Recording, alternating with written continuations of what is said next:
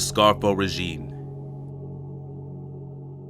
The day that Frank Monte was there to support Philip Testa after he informed Nicky Scarfo that Frank Chicky Narducci had made a move against him, that very same day will be the last time Nicky Scarfo, Philip Leonetti, Frank Monte will be the last time they will see the Chicken Man alive.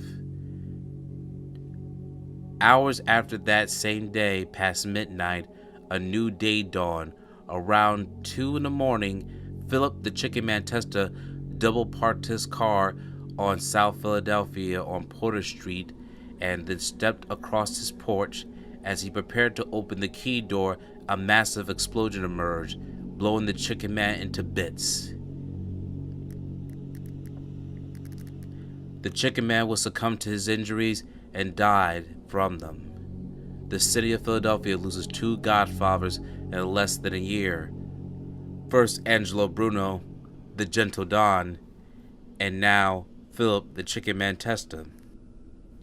And just like Angelo Bruno, the bosses of the 5 families, also known as the Commission, were not appeased. Now just as Bruno was killed, now was the hunt for his killers for the Chicken Man. Frank Monte was known for being very loyal, especially towards his childhood friend Nicky Scarfo. He always was a man that was reported to be well ashore, calm manner, and when it comes to defending his friends and allies, he would be very incensed and would turn very viciously violent among the members. He was not afraid to put his hands among any mate guy who double-crossed them, but he was well respected amongst his peers. When Philip the Chicken Man Testa was killed, Nicky Scarfo was appointed to now be the new king in charge, the new godfather of both the city of Philadelphia and Atlantic City. Scarfo is the new boss. And here is in the words of Philip Leonetti.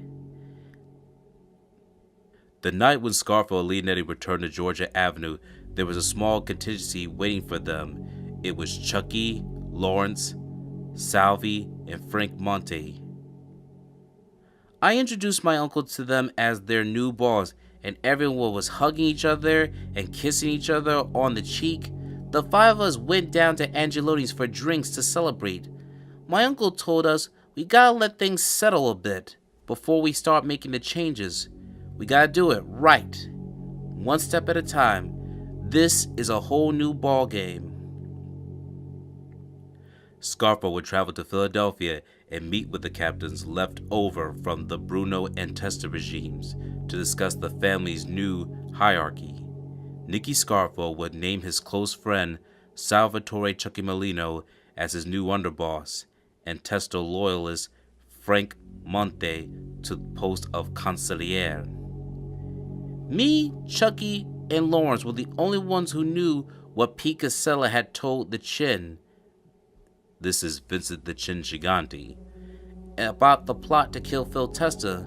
My uncle was afraid if Salvi knew, who was Philip the Chicken Man Testa's son, if Salvi knew, or even Frank Monte, they would kill Chicky Narducci immediately.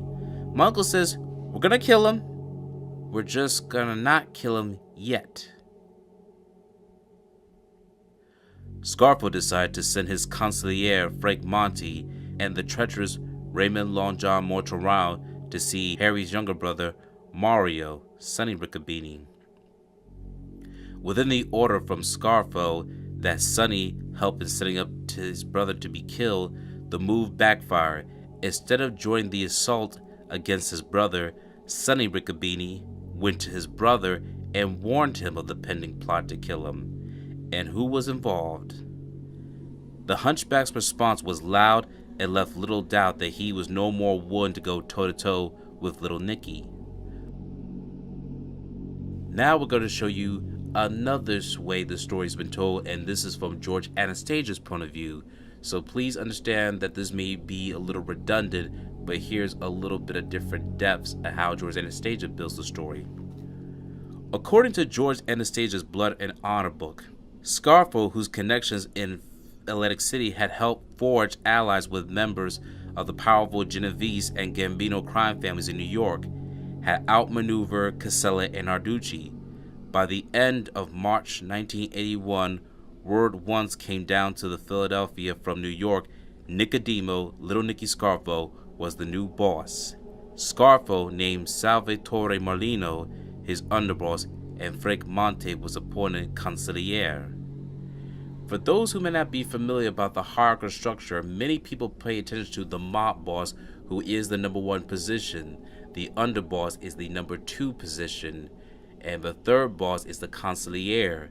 While Consigliere may be positioned at number 3, they themselves are known for giving more advice to the main boss, number 1, than the actual number 2. They serve a very pivotal role and have ways of trying to convince the serving boss of what their advice is, or other people in lower rankings. That is the position of the Consigliere, whereas the underboss is like the vice president. They're just a sitting position to wait their turn if they ever need to appoint or step in as the new boss for a temporary or permanent time. In April, after several attempts to ambush Harry Riccobene had failed, Scarfo decided on a more insidious form of treachery, and he sent his consigliere Frank Monte and Raymond Long John Mortorano, then a suspect in the John McCullough murder, to see if Harry's half-brother Mario Sonny Riccobene. Mario knew Long John. They both were in the methamphetamine business. What Mortorano and Monte proposed was that Mario to set up his half-brother up. Mario listened, and he said he'd get back to them. And then when he went back to his brother Harry, and that said, Nick the Crow Caramondi, was what forced the Riccobene War out in the open. For the next year and a half would rage on the streets of South Philadelphia. Harry Riccobene had been cautious and suspicious of Scarfo. He had hoped to avoid open warfare. It was only after Monte and Mortorano tried to co-opt his brother and Riccobene decided to act.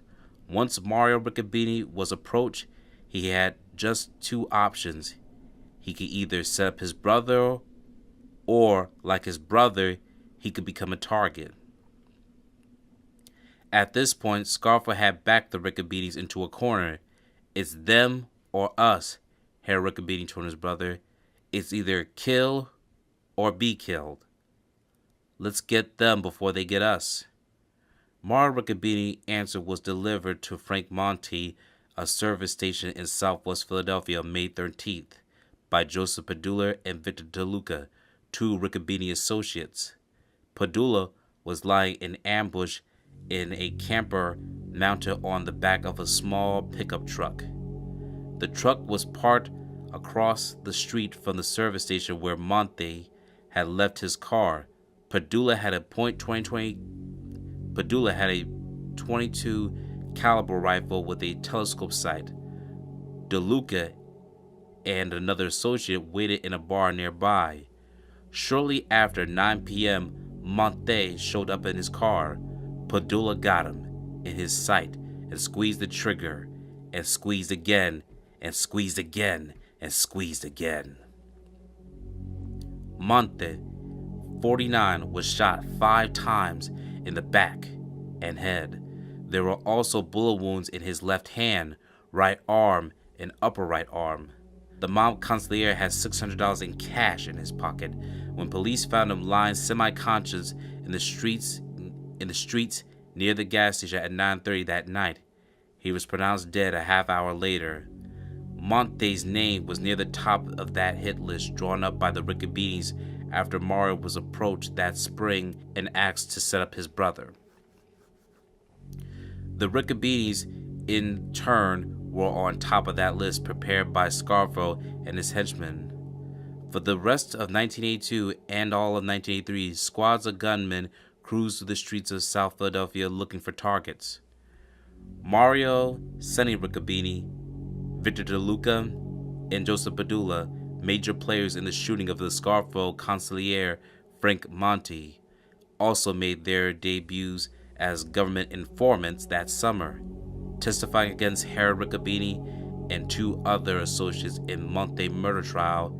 Harry and Sonny were all in jail on racketeering charges when Sonny decided to cooperate in the Monte investigation. Distraught over the wanton use of violence that had brought about the deaths of his brother Robert and his son Enrico, Sonny pleaded guilty to the third murder charge in the Monte case and took the witness stand up against his half-brother Harry. The testimony, coupled with the Padula and DeLuca, two of the hitmen assigned by Harry to kill, coupled with of that Padula and DeLuca, two of the hitmen assigned by Harry to kill Monte, gave the government airtight case. Harry the Hunchback Riccobene, at the age of 90, died on June 19, 2000 in Dallas, Pennsylvania. Frank Monte will be the first victim in the Scarfo and Harry Riccobene wars, and many other victims will fall on that list, as Frank Monte's boss, Nicodemo Little Nicky Scarfo, became the emerged winner in their war against the Riccobene faction. Cops warned Monte he was next, by Joe O'Dowd and Maria Gallagher. Police investigators knew some time ago that Frank Monte was the next member of the city's crime family to be marked for death. They told him so, but Monte shrugged it off the warning. The police, of course, were proved right when Monte was shot to death Thursday night in a southwest Philadelphia service station. When Monte received the warning 5 weeks ago, the 49-year-old Eastwick resident calmly responded that his life insurance was paid up, sources have told the Daily News. Monte told police his policy included a double identity clause that would pay off if he was murdered. He did not say how much insurance he carried. Homicide investigators had called Monte of the 7300 block of Meadowlark Place to the police administration building 8th and Race Street to tell him they have learned about a contract on his life and to question him generally about more than a dozen unsolved mob killings since March 21st, 1980, the slaying of longtime crime family boss Angelo Bruno. He was not cooperative, police said. Monte, who investigators believe was the number 3 man in the dwindling local ranks of the organized crime, was gunned down about 9:30 p.m. Thursday outside a southwest Philadelphia service station where he had taken his white 1981 Cadillac to be washed. Homicide detective Captain Gerald Kane said that Monte was wounded 5 times in his back, left hand, right arm, left eyebrow, and upper left arm by a small caliber bullet, possibly a .22, that shots apparently were fired at close range. Monte was carrying $600 in cash, Kane said. A former bodyguard and chauffeur to the late Philip Testa, Monte was a manager of Vigilio's, a Bank Street restaurant owned by Testa. He apparently rose quickly in his status within the past year, a high-ranking mobster, Werfeld, eventually become the consigliere or advisor to Nicodemo Little Nicky Scarfo, who represented Bruno in Atlantic City, is considered by authorities to be the current head of organized crime here. One investigator speculated that someone within the crime family apparently did not like the advice that Monte was giving them. Investigators said Monte never traveled with bodyguards, nor did he not take any special precautions about his safety about learning about the contract on his life.